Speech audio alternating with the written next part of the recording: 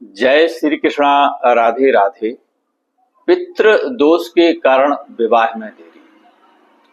प्रिय साथियों, जिन बच्चों की कुंडली में पितृ दोष बना हुआ रहता है या फिर जिन परिवारों में पितृ दोष रहता है, वहां पर मंगल कार्यों में बाधा आती है, जैसे विवाह या संतान। साथियों, पितृ दोष एक ऐसा दोष है जिसके कारण पूरे परिवार पर इसका असर पड़ता है।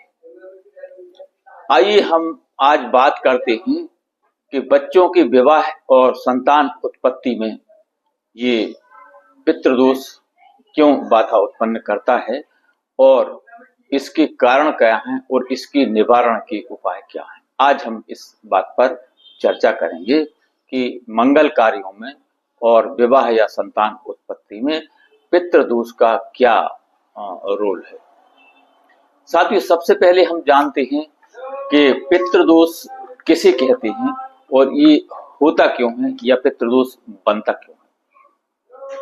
साथियों, जब किसी भी व्यक्ति या जातक की कुंडली में सूर्य के साथ राहु बैठ जाए तो पितृदोष बनता है, या फिर सूर्य के साथ केतु बैठ जाए तो पितृदोष बनता है। यानी राहु या केतु में से कोई एक बैठ जाए तो पितृदोष बनता है, या फिर चंद्रमा के साथ राहु बैठ जाए तो पितृदोष बनता है, या केतु बैठ जाए तो पितृदोष बनता है। और किसी किसी जातक की कुंडली में तो डबल पितृदोष बनता है। जैसे सूर्य भी बैठा है, कुंडली में 12 भाव होते हैं, तो किसी भी एक भाव में सूर्य बैठा है, चंद्र बैठा है और उसके साथ राहु या केतु बैठ जाए तो डबल पितृदोष बनता है। साथियों, इसका कारण क्या होता है कि हमारे पूर्वजों के द्वारा कोई भी ऐसा कार्य हो गया है जिसे नहीं करना चाहिए। मतलब किसी साधु संत या बड़े बुजुर्ग का अपमान, या कोई अनावश्यक ऐसा कार्य जो हमें जनरली नहीं करना चाहिए, या जो हमें या अपने परिवार या अपने बच्चों को पसंद नहीं है, या हमारे बड़े बुजुर्गों को पसंद नहीं है, वह कार्य या वह गलती हमसे हो जाए तो उन परिवारों में पितृदोष पड़ता है और अगली पीढ़ी तक उसका असर पड़ता है। तो आज हम बात करें कि पितृदोष के कारण और निवारण और विवाह में देरी होना और उसका निवारण। आइए वीडियो को आगे बढ़ाएं। इससे पहले छोटा सा निवेदन कि चैनल पर नए हैं तो सब्सक्राइब करें, बेल आइकन का बटन प्रेस करें, जिससे आगे आने वाले वीडियो का नोटिफिकेशन आपको मिले और इस तरह की शास्त्र सम्मत और सटीक जानकारी आप तक तुरंत पहुंच सके। वीडियो को अधिक से अधिक लोगों तक पहुंचाएं, अपने दोस्तों और रिश्तेदारों को भी शेयर करें, जिससे उनको भी इसका लाभ मिले और आप इस पुण्य कार्य में भागीदार बन सकें। ज्योतिष, वास्तु या विवाह से संबंधित कोई समस्या है, कोई प्रॉब्लम है, तो वीडियो में दिए गए नंबर पर आप संपर्क करें और थोड़ी सी नॉमिनल फीस जमा करके अपनी समस्या का कारण और निवारण दोनों प्राप्त करें। अपने बच्चों की कुंडली बनवाने अथवा विश्लेषण करने के लिए भी आप कांटेक्ट कर सकते हैं। घर में विवाह योग लड़के लड़कियां हैं, विवाह में देरी चल रही है, रिश्ते आते हैं, बात चलती है, लेकिन शादी फिक्स नहीं हो पाती, इस तरह की सिचुएशन से निकलने के लिए भी आप संपर्क कर सकते हैं, डिस्कस कर सकते हैं। और परिवार में कोई अन्य समस्या है, जैसे बिजनेस नहीं चलता है, या नौकरी में प्रमोशन नहीं हो रहा है, या बच्चे जॉब की तैयारी कर रहे हैं, जॉब क्लियर नहीं हो रहा है, पीआर या वीजा के लिए आवेदन किया है, सफलता नहीं मिल रही है, किसी को पसंद करते हैं, लाइक करते हैं, शादी करना चाहते हैं, लेकिन परिवार की परमिशन नहीं मिल रही है, और कर्ज के बोझ तले दबे हुए हैं, इस तरह की सिचुएशन से निकलने के लिए भी आप कांटेक्ट कर सकते हैं, रेमेडीज ले सकते हैं। और कमेंट में हर हर महादेव लिखना ना भूलें, क्योंकि जब भी आप हर हर महादेव लिखते हैं या बोलते हैं, आपके हृदय में शिव तत्व जागृत होता है, शिव जी की कृपा मिलती है और अचानक से आपके सभी काम बनने लगते हैं, कार्यों में तेजी आने लगती है।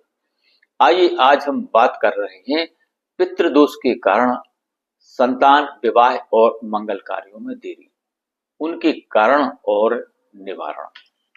तो आइए हम बात करते हैं। हम बात कर रहे थे कि पितृदोष क्यों बनता है। तो सूर्य के साथ राहु या केतु बैठ जाए तो पितृदोष बनता है, या चंद्र के साथ राहु या केतु बैठ जाए किसी भी जातक की कुंडली में तो पितृदोष बनता है। इसे ग्रहण दोष भी कहते हैं ज्योतिष की भाषा में।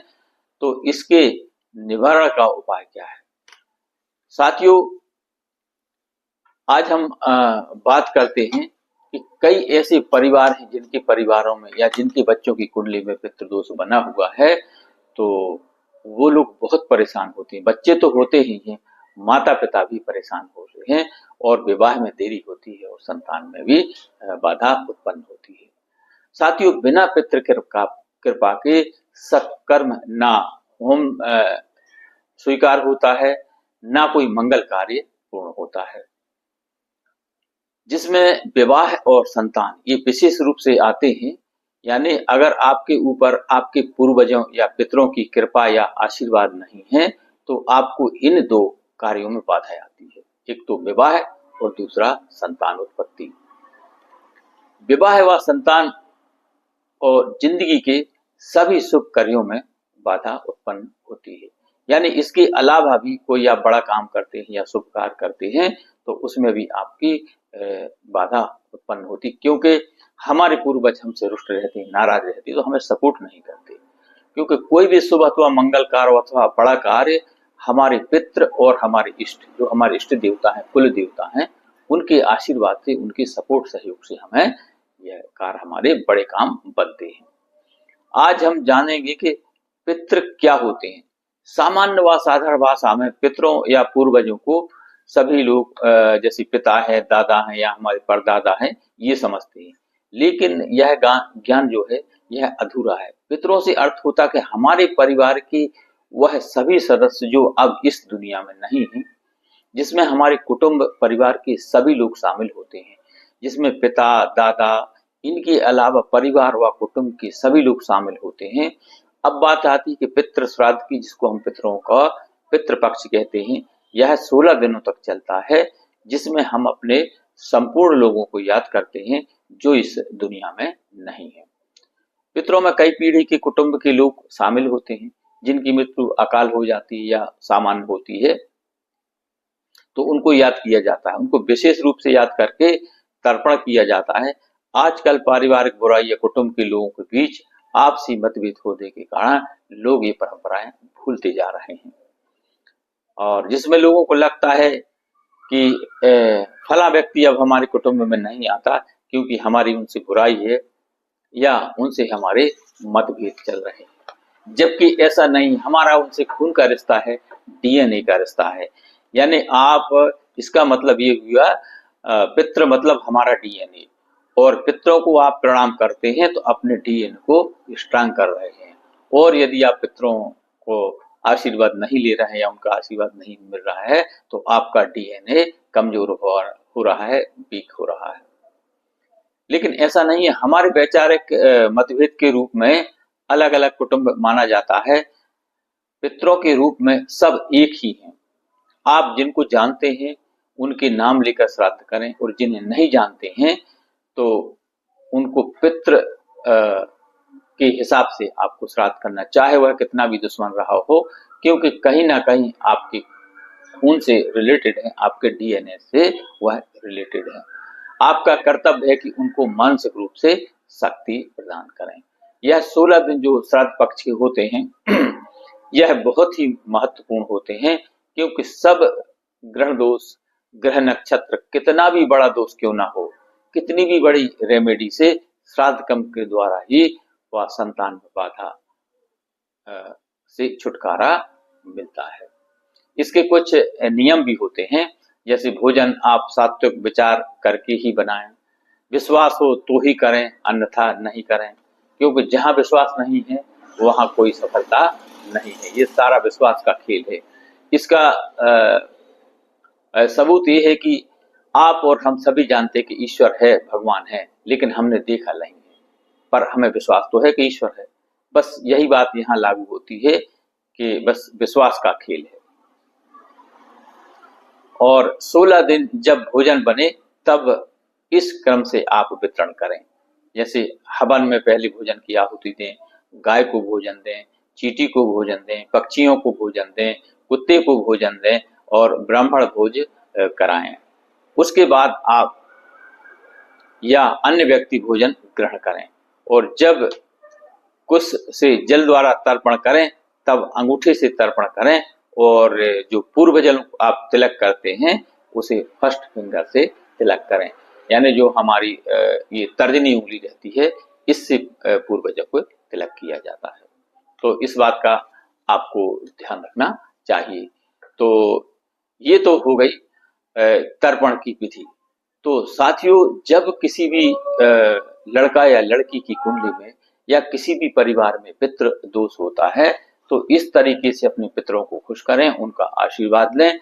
मैं अपनी प्रत्येक वीडियो में बताता हूं कि जब सर्वप्रथम आप स्नान करके अपनी पूजा घर में पहुंचे, जो भी जल्दी शादी का उपाय मैं देता हूं तो सबसे पहले भगवान गणपति, भगवान भोले बाबा, श्री लक्ष्मी नारायण भगवान और हनुमान जी महाराज और अपने इष्ट देवता और कुल देवता, इनके बाद पितरों का जिक्र जरूर कर रहा हूं कि अपने पितरों का आशीर्वाद लें। उनके आशीर्वाद के बिना कोई भी शुभ या मंगल कार्य नहीं होता, विवाह नहीं होता, संतानोत्पत्ति में भी उनका आशीर्वाद चाहिए होता है।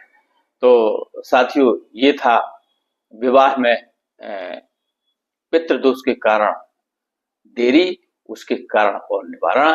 वीडियो पसंद आए तो लाइक शेयर सब्सक्राइब करें, अपने दोस्तों रिश्तेदारों को शेयर करें जिससे उनको भी इसका लाभ मिले और आप इस पुण्य कार्य में भागीदार बन सकें। ज्योतिष, वास्तु या विवाह से संबंधित कोई समस्या हो, कोई प्रॉब्लम हो तो वीडियो में दिए गए नंबर पर आप संपर्क करें और आप थोड़ी सी नॉमिनल फीस जमा करके अपनी समस्या का कारण और निवारण दोनों प्राप्त करें। अपने बच्चों की कुंडली बनवाने अथवा विश्लेषण के लिए भी आप संपर्क कर सकते हैं। और परिवार में विवाह योग्य लड़के लड़कियां हैं, विवाह में देरी चल रही है, तो इस समस्या से निपटने के लिए भी आप कांटेक्ट कर सकते हैं। परिवार में अन्य कोई समस्या है या कर्ज की बोझ तले दबे हुए हैं, किसी को पसंद करते हैं, लाइक करते हैं, विवाह में देरी चल रही तो भी आप कांटेक्ट कर सकते हैं। और कमेंट में हर हर महादेव लिखना ना भूलें। जब भी आप हर हर महादेव लिखते हैं या बोलते हैं, आपके हृदय में शिव तत्व जागृत होता है, शिव जी की कृपा मिलती है, अचानक से आपके सभी काम बनने लगते हैं, कार्यों में तेजी आने लगती है। तो जय श्री कृष्णा, राधे राधे, धन्यवाद, हर हर महादेव।